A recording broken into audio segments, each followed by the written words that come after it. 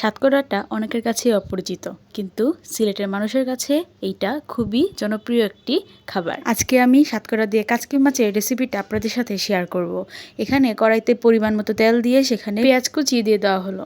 পেঁয়াজটা যখন হালকা ভাজা হয়ে যাবে তখন এর মধ্যে বেটে রাখা মশলাটা দিয়ে দিতে হবে। মশলার মধ্যে এখানে আছে পেঁয়াজ বাটা আর রসুন বাটা, সাথে আছে হলুদ গুঁড়ো আর মরিচ গুঁড়ো।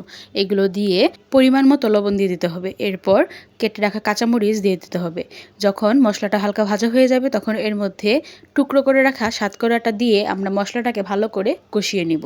মশলাটা যখন ভালো করে কষানো হয়ে যাবে তখন আমরা এর মধ্যে কাচকি মাছটা দিয়ে দেব। কাচকি মাছটা আগে থেকে হলুদ, লবণ আর মরিচ দিয়ে মেখে রাখা হয়েছিল। এরপর এই উপকরণগুলো ভালো করে মিশিয়ে নেওয়ার পর যখন ভাজা ভাজা হয়ে যাবে তখন এর মধ্যে আমরা পরিমাণ মতো ঝোল দিয়ে দেব। ঝোলটা খুবই সামান্য পরিমাণ দিতে হবে, কারণ তরকারিটা একটু মাখা মাখা হবে।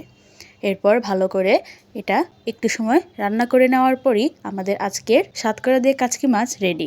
সিলেটের বিখ্যাত সাতকরার রেসিপি সবার কেমন লাগলো অবশ্যই কমেন্ট করে জানাবেন।